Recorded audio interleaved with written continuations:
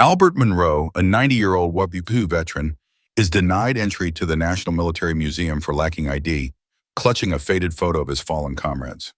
Humiliated yet dignified, he leaves, unaware his story, shared by teacher Sophia Greer, goes viral. As debates rage online, a retired colonel uncovers Albert's heroic past, prompting General Arnold Beck to intervene. Why would a four-star general salute a man turned away days before? What secrets lie in Albert's photograph? The truth of his sacrifice unravels, challenging a system that forgot him, leaving readers craving justice. If Albert Monroe's story moved you, join us in honoring unsung heroes. Subscribe to our channel, share this video, and comment "honor" to keep their sacrifices alive. Your support fuels our mission to uncover forgotten stories. Let's ensure no veteran's legacy fades. Together,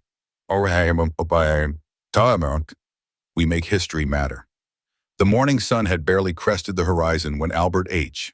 Monroe, a frail figure at 90, stood motionless at the entrance of the National Military Museum in Atlanta. His weathered hands clutched a faded photograph, its edges softened by decades of reverent handling. The image held four young men in crisp uniforms, standing shoulder to shoulder, their faces alight with the naive courage of youth before they were shipped off to the battlefields of Europe. To Albert, this photograph was more than a memento. It was a tether to a past he rarely spoke of, a silent monument to the brothers in arms he had outlived. His eyes, clouded with age but sharp with memory, traced the familiar faces, each one etched into his soul. The ticket attendant, a young man in a starched uniform, barely glanced up from his clipboard. His voice was flat, mechanical, as he repeated the museum's mantra: "No ID, no entry."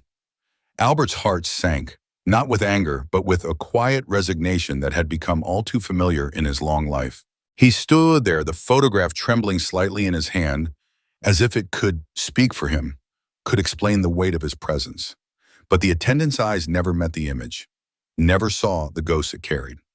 Behind Albert, a group of high school students, their matching field trip shirts bright against the museum's sleek glass facade, snickered among themselves. One boy whispered, "Old guy's lost or something," and a ripple of laughter followed.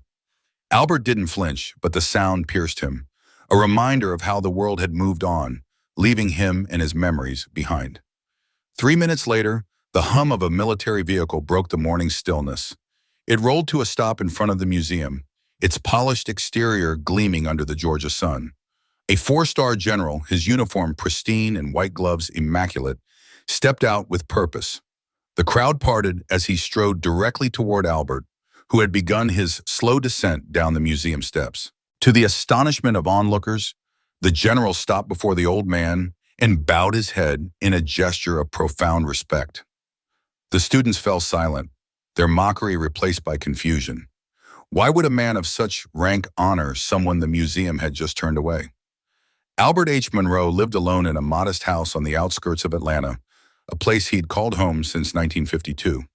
The walls of his small, weathered abode bore the scars of time, faded paint, creaking floorboards, and a faint mustiness that clung to the air.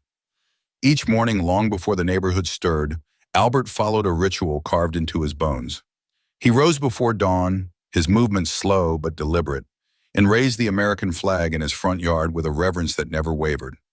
Then he brewed a single cup of black tea, the steam curling upward like a prayer. No one in the neighborhood knew much about him. To them, he was just the quiet old man who nodded politely when greeted, his eyes carrying a depth no one bothered to explore. Few could have guessed that Albert was a World War II veteran, one of the soldiers who had walked through the gates of hell to liberate concentration camps in Germany in 1945. Those memories were locked away, buried beneath decades of silence. He had no children, no living relatives to share the weight of those stories. The photograph in his wallet was his only bridge to that time.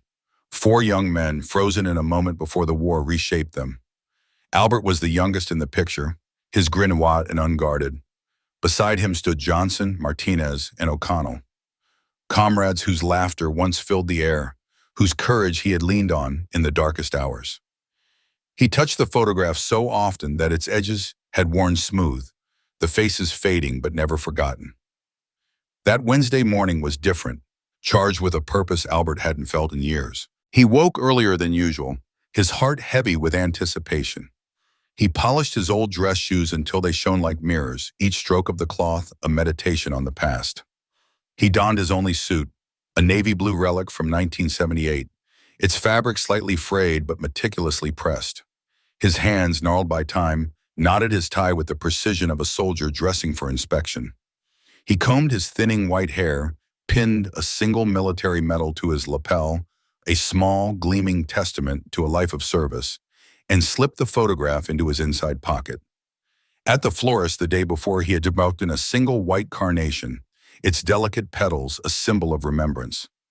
As he left his house, the flower rested gently in his hand, a quiet offering to the men he had come to honor. The bus ride to the museum was a journey through time as much as space. The driver, a kind-faced man with a quick smile, noticed Albert's formal attire. "Special day, sir?" he asked, his tone warm with curiosity. Albert's voice was soft, almost lost in the hum of the engine. "Just visiting some old friends." The words carried a weight the driver couldn't fully grasp, but he nodded, helping Albert aboard with a gentle hand.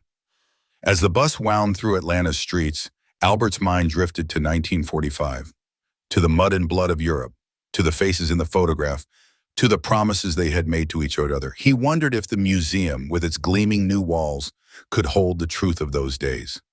The National Military Museum was a modern marvel, all glass and steel, a far cry from the modest building Albert had visited 40 years ago. He stood before it, his breath catching as he took in its grandeur. The air felt heavy with memory, and for a moment he could almost hear the voices of his comrades, their laughter mingling with the distant echo of artillery. He approached the entrance, his steps measured, the carnation still clutched in one hand, the photograph ready in his pocket. The young attendant at the ticket counter greeted him with a rehearsed smile. "Ticket and ID, please," he said, his eyes barely lifting from his clipboard. Albert reached for the photograph instead, his voice trembling with quiet urgency. "I've come to find their names," he said, holding out the image as if it were a sacred relic. The attendant glanced at it briefly, his expression blank. "Do you have a veteran's ID card, sir?" Albert shook his head, his heart sinking. "I never re-registered after 46, he admitted, his voice barely above a whisper. The attendant's response was firm, unyielding. "I'm sorry, but the museum policy requires proper identification. No ID, no entry." He gestured to a sign posted nearby, its bold letters spelling out the rules in cold clarity. Albert stood frozen, the photograph still extended, his eyes searching the attendant's face for a flicker of understanding. There was none. Behind him, the group of students grew restless. Their whispers turned to laughter, sharp and careless. "Old man's confused," one boy muttered, and the others chuckled. Albert's shoulders stiffened, but he didn't turn. He had faced worse than their mockery, far worse, but the sting was there all the same. A security guard approached, his tone polite but firm. "Sir, I need to ask you to step aside. You're holding up the line." Albert's gaze dropped to the photograph, to the faces that had once anchored him. He nodded slightly, tucking the image back into his pocket with a tenderness that belied his disappointment. Without a word, he turned and began his slow descent down the steps, the carnation still in his hand, its petals drooping slightly under the weight of the moment. As he walked away, a girl from the student group watched him go. Her name was Emily, a quiet teenager with an old soul. Something about Albert's dignity, the way he carried his rejection with such grace, stirred her. She felt a pang of shame for her classmates' laughter, for the attendants' indifference. Without thinking, she raised her phone and snapped a photo of the old man's retreating figure, his navy suit stark against the museum's gleaming facade. In that moment, she sensed that his story was bigger than the rules that had turned him away. Albert's steps were slow, each one heavy with the weight of memory and loss. He had come to the museum not for himself, but for Johnson, Martinez, and O'Connell, to find their names, to lay the carnation at a memorial, to honor the promise he had made to remember them. The rejection stung, not because of pride, but because it felt like a betrayal of that promise. Rules, he thought, had always been the enemy of humanity. They had governed the war, the camps, the lives lost. And now they stood between him and the last act of love he could offer his friends. As he reached the bottom of the steps, a voice broke through his thoughts. "Excuse me, sir," a woman called, hurrying toward him. She was Sophia Greer, the history teacher chaperoning the student group. Her name tag glinted in the sunlight, and her eyes held a warmth that caught Albert off guard. "I couldn't help but notice," she said, her voice gentle but insistent. "Did you serve?" Albert studied her face, searching for any hint of pity or mockery. Finding only sincerity, he reached into his pocket and carefully withdrew the photograph. His voice was steady now, though soft. "I'm the only one left," he said, pointing to the youngest face in the image. His finger moved to the others. Johnson, Martinez, O'Connell. Each name a wound, each face a story he had carried for decades. Sophia listened, her heart tightening as she began to understand the man before her. Albert Monroe's weathered hands trembled slightly as he clutched the faded photograph, its edges softened by time and touch. The image captured four young soldiers, their faces etched with the weary pride of men who had seen too much but still stood tall. Willis, his closest friend among them, had a grin that could light up even the darkest nights in the barracks. They had died shielding Albert during the chaotic liberation of a camp in April 1944, their sacrifice a weight he carried every day since.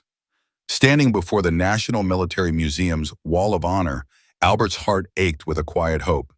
To see their names etched into stone, to know their courage hadn't been erased by the years. But the security guard's firm voice had shattered that hope. No documentation, no entry.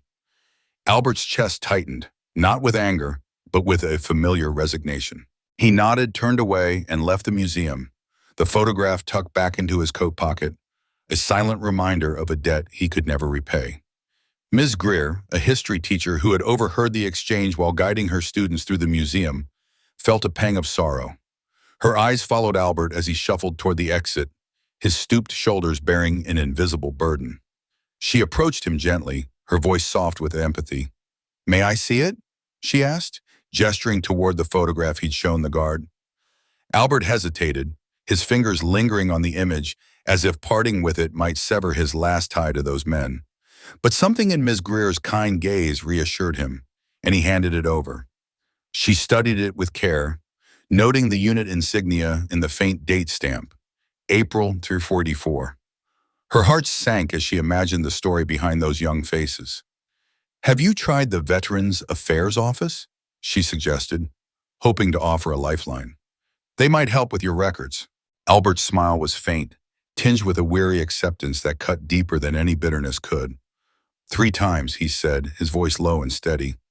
"They told me my records burned in the fire of 73. No witnesses left to vouch for me." He paused, his eyes drifting to some far-off place where the screams of that day still echoed. "It's all right," he added softly, almost as if to comfort her. "I know what happened. That's enough." But the tremor in his voice betrayed the lie. Knowing wasn't enough, not when the world refused to remember. He thanked her and walked away, leaving Ms. Greer standing there, clutching the photograph that felt like a plea for recognition.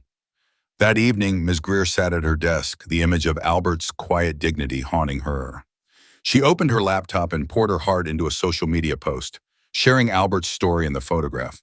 Her words painted a vivid picture of an elderly man turned away from a place meant to honor him. His sacrifice dismissed by rigid rules and missing paperwork. "Today," she wrote, "my students and I witnessed something that broke my heart." By morning, the post had exploded, shared thousands of times, with comments ranging from tearful support to fiery outrage. But the internet's reaction wasn't all kind. A right-wing news site seized the story, publishing a scathing article titled, "90-Year-Old Man's Murky Military Record, Stolen Valor or Administrative Oversight." The piece questioned why a true veteran wouldn't produce documentation after so many years, hinting at deceit or delusion. Comment sections erupted into battlegrounds, with some defending Albert's honor and others demanded proof, while others argued the museum's security protocols were sacrosanct. The museum, caught in the storm, issued a sterile statement.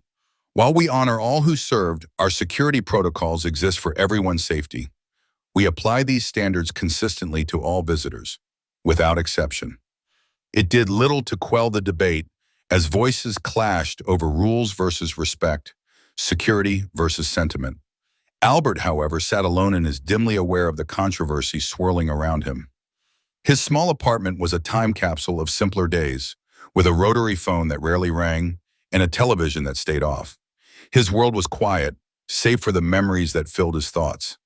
That evening, he performed his yearly ritual, carefully re-gluing a faded letter to his desk. Written in a steady hand, it read, "If anyone asks, I live for others." The words, penned by Willis all those years ago, were a vow to live for the men who died for him. Albert placed a carnation in a glass of water beside his bed and whispered 4 names, his own and the 3 others, before drifting to sleep. In that moment, he felt their presence, the weight of their forgotten sacrifice heavier than ever. Unbeknownst to Albert, his story had reached a retired Marine Corps colonel, a military historian who stumbled upon Ms. Greer's post. The name Albert Monroe sparked a faint memory, like a flicker in the archives of his mind. Digging through boxes of meticulously kept records, the colonel uncovered a reference to a private Albert Monroe in documents tied to Operation Bachenball, the camp liberation. His pulse quickened as he realized the significance. He immediately sent the information to a contact in Washington, where a senior official verified it within hours. The report landed on the desk of General Arnold Beck, the Army Chief of Staff, a 4-star general known for his reverence for those who'd served. Reading the details of Albert's service, Beck felt a surge of duty. He cleared his schedule for the following day, determined to right a decades-old wrong. As the online furor grew, with some accusing Albert of seeking attention and others demanding respect for all elderly veterans, Albert remained untouched by the noise. He sat in his kitchen, the photograph of the table before him, its faces a silent testament to a bond unbroken by death. He traced the edges, his thoughts drifting to the day they had saved him, gunfire roaring, smoke choking the air, their bodies falling one by one to shield him. Guilt gnawed at him as it always did, whispering that he hadn't done enough to honor them. He folded the letter carefully, placing it in a wooden box alongside other relics of his past. Medals he'd never worn, letters he'd never answered, memories too raw to revisit, but too precious to release. On top, he laid the photograph. "Maybe it's time I joined you boys," he whispered to the empty room, his voice cracking with a longing for rest. A week after being turned away, a letter arrived from the museum administration. Albert's formal tone was cold, its words precise. "After reviewing your inquiry, we regret to inform you that without proper documentation, cannot verify your service record. Your case has been deemed ineligible for special consideration." Enclosed was a pamphlet on applying for replacement records, with no personal note, no offer of condolence. Albert read it twice, each word a hammer against the fragile hope he'd carried. He folded it neatly, placing it in the wooden box with the photograph, a silent act of surrender. That night, for the first time in decades, he didn't set his alarm clock, as if letting time slip away. The following Monday, the National Military Museum buzzed with unusual activity before opening hours. 3 black SUVs with military plates rolled into the entrance, their presence sending a ripple of confusion among staff. Security personnel received urgent communications, their faces tense. At exactly 9:00 a.m., General Arnold Beck stepped out of the lead vehicle, his formal uniform pristine, white gloves a symbol of solemn respect. Ignoring the museum director's flustered greeting, Beck strode into the main hall with a presence that demanded silence. "Clear the entrance area," he ordered, his voice firm, and shut down the security checkpoint immediately. The museum fell silent, employees frozen, visitors whispering in hushed tones, security guards exchanging uncertain glances. Beck's arrival was no mere visit. It was a mission. One knows the price of kindness, not yet, the weight of a nation's gratitude, or the loneliness of a man who'd saved hundreds, only to be turned away like a stranger. Justice, the marble hall of the museum reverberated with the sharp cadence of boots as the guards snapped to attention, their movements swift and precise in response to General Beck's command. The general, a towering figure clad in a crisp uniform adorned with 4 gleaming stars, stood at the center of the grand atrium. His voice, deep and resonant, cut through the stillness like a blade. "I'm here to escort someone inside," he declared, his words carrying the weight of authority and purpose. A hero who should never have been turned away. A young staff member, his badge glinting faintly under the chandelier's glow, hesitated before stepping forward, His face betrayed a mix of curiosity and apprehension as he spoke, his voice barely above a whisper. "Sir, if I may ask, who are we expecting?" General Beck's piercing gaze locked onto the young man, steady and unyielding, as if peering into the depths of history itself. "Albert Monroe," he said simply, the name landing like a stone in still water, rippling through the gathered crowd. 20 minutes later, a battered yellow taxi rolled to a stop outside the museum's imposing stone facade. The door creaked open and Albert Monroe emerged, moving with the deliberate care of a man whose body had long since begun to betray him. His thin frame was draped in the same bed he'd worn days earlier, though now the buttons were slightly askew, the fabric creased from wear. A single white carnation, its petals faintly wilting, was pinned to his lapel, a quiet emblem of memory. Confusion clouded his weathered face as he replayed the cryptic phone call from that morning, summoning him to this place he'd been denied entry to just days before. Why now? What had changed? His steps faltered as he climbed the stone steps, each one a small battle against the ache in his joints and the uncertainty in his heart. At the top, General Beck himself strode forward, his polished boots clicking against the marble. The sight of the four-star general, a man whose presence commanded respect in any room, stepping out to meet him, left Albert momentarily frozen. Then, in a gesture that seemed to halt time itself, the general stopped, stood ramrod straight, and rendered a perfect military salute. The air grew heavy with the weight of the moment. Albert's hand, trembling with the fragility of age and the sudden surge of memory, rose instinctively to return the salute. It was a motion carved into his muscle memory from 75 years ago, when he was a young soldier, not this frail figure who felt like a stranger in his own story. "I don't understand," Albert murmured, his voice soft and cracked, barely audible in the vast hall. "I'm nobody now." The words carried a quiet ache, the confession of a man who had long since buried his past beneath decades of ordinary life. He stood there, small against the grandeur of the museum, his eyes searching the general's face for answers. General Beck lowered his hand, his expression softening, but still resolute. "You're wrong, sir," he said, his voice steady but thick with emotion. "You're the reason my father lived to have a family at all." The words landed like a thunderclap, stunning the onlookers. Museum staff, security guards, and a group of students who had witnessed Albert's rejection days earlier. Faces turned, eyes widened, and a hush fell over the crowd as the general's voice rose again, this time loud enough to ensure every soul in the hall heard the truth. "In April 1945, he began, his tone measured but carrying the weight of a sacred recounting. Private First Class Albert Monroe was among the first American soldiers to breach the gates of Buchenwald concentration camp. When 3 SS officers, defiant to the end, threatened to execute a group of prisoners rather than surrender, Private Monroe and 3 comrades stepped into the line of fire. At great personal risk, they intervened, saving those men from certain death. His voice softened, almost breaking, as he continued. "My father was one of those prisoners. He weighed just 89 pounds, too weak to stand without help. Your actions, Mr. Monroe, saved him and 17 others." The revelation hung in the air, a testament to a courage so profound it seemed to belong to another world. Albert stood motionless, his eyes glistening as memories he'd locked away for decades flooded back. Memories of gunfire, of screams, of the faces of men he'd saved and those he couldn't. His heart pounded, not with pride, but with the weight of those long-ago moments, the ones he'd never spoken of, not even to himself. General Beck reached into his pocket and produced a small, velvet-lined box, its surface worn but pristine. "Your records were lost in the 1973 fire," he said, his voice steady now. "But my father's testimony wasn't. He wrote it all down before he passed, every detail of that day." He opened the box to reveal the Distinguished Service Cross, its silver gleaming under the museum's lights, a symbol of valor second only to the Medal of Honor. "This was approved in 1947, but you'd already slipped back into civilian life, impossible to find. It's 75 years overdue." The museum staff stood frozen, their faces a mix of awe and shame.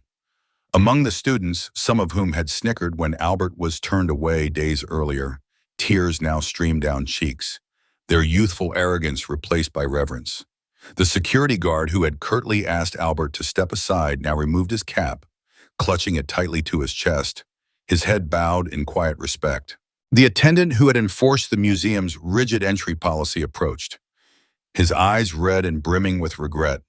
"Sir, I deeply apologize for not—" Albert raised a trembling hand, resting it gently on the man's shoulder, his touch as light as his voice.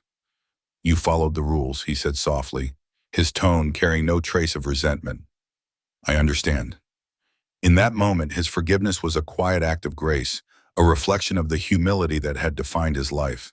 General Beck's voice broke the emotional silence, ringing out with a clarity that seemed to shake the very walls. "Some men don't need an ID card to prove their heroism," he declared. "An entire nation stands as testimony to their courage." The words seemed to etch themselves into the hearts of everyone present, a reminder of the quiet giants who walk among us, their stories buried beneath time and circumstance. As Albert was finally escorted inside to search for the names of his fallen comrades on the memorial wall, the museum director stepped forward, her voice trembling but resolute.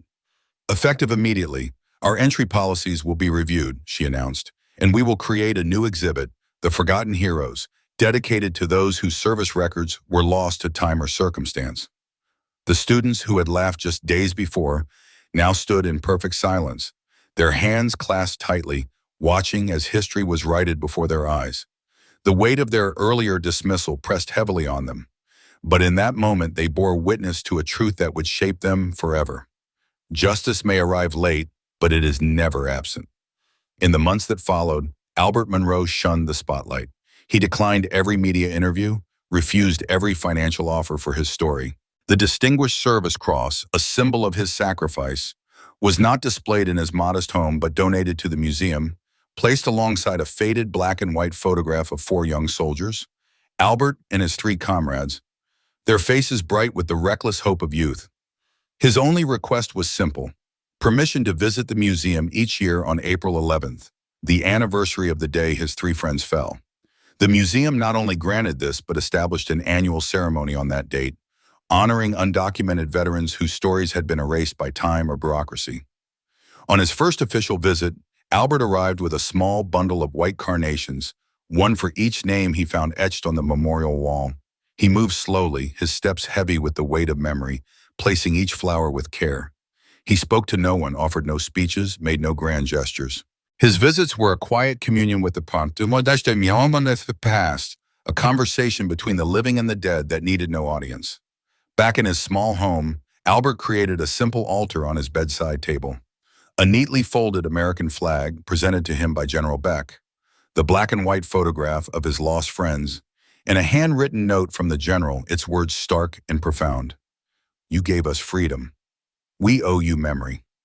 Each night as he lay down to sleep, his eyes would linger on that note, a reminder of a debt he'd never sought to collect. The museum, too, was transformed.